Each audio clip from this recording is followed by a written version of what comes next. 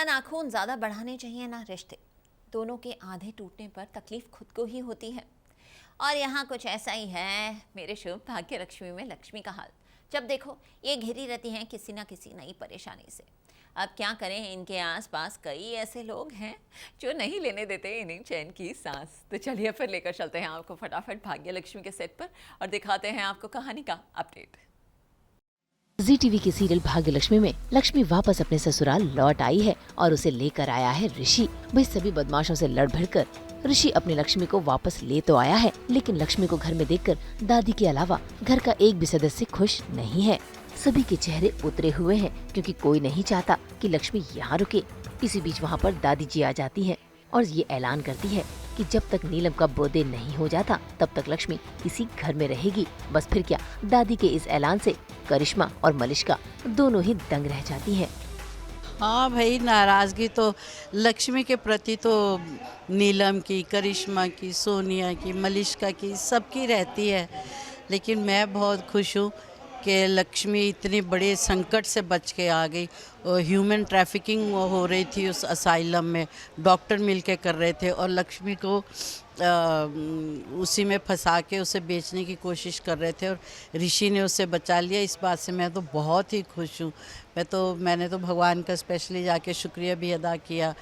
अभी लक्ष्मी आ गई है। नीलम इस बात से तो खुश है कि चलो लक्ष्मी इतने बड़े संकट से बच गई और ऋषि ने उसे बचा लिया। और वो भी और हम सब बड़े प्राउड हैं कि ऋषि ने एक बहुत अच्छा काम किया। और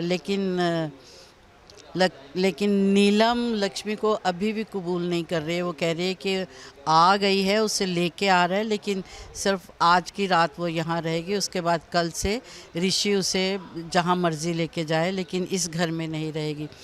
तो ऋषि भी उसको बड़ी देता है कि तसल्ली कि मैं हमेशा इसके साथ रहूँगा। करिश्मा भी बोलती है कि अभी भी बच्ची है, तो पुलिस तो चाहे हम पे कुछ केस नहीं कर सकती, क्योंकि ऋषि डॉक्टर से लिखवा के लाया है कि ये ठीक हो चुकी है, इसको कोई बीमारी नहीं है, मेंटली ये ठीक है।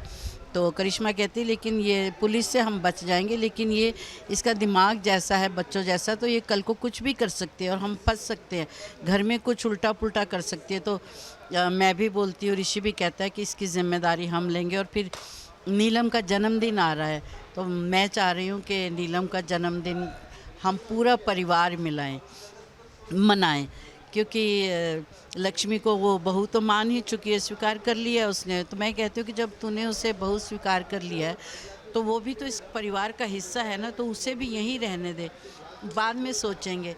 तो वो मान जाती है कि चलो जन्मदिन तक वो यहीं रहे।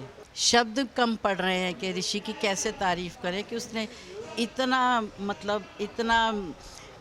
इंसानियत के लिए कितना बड़ा कदम लिया है। अपनी जान जोखिम में डाल के उसने ना सिर्फ लक्ष्मी को बचाया है, और उसके जैसी कितनी मासूम लड़कियां वहाँ फंसी हुई थी जिनको वो डॉक्टर ह्यूमन ट्रैफिकिंग में बेच सकता था। तो रियली बहुत बहुत प्राउड महसूस किया हमने।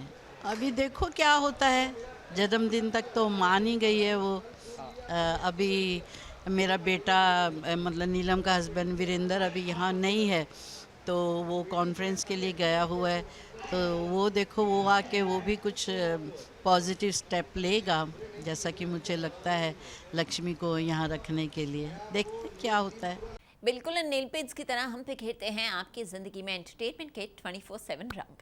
तो अगर आपको भी ये वीडियो पसंद आया है, आप इसे लाइक करें, कमेंट देके अपनी राय ज़रूर दें और ऐसे ही एक्सक्लूसिव कंटेंट के लिए हमारे चैनल को सब्सक्राइब ज़रूर करें। अगर आप यही वीडियो फेसबुक पर देख रहे हैं तो हमारे फेसबुक पेज को फॉलो ज़रूर करें।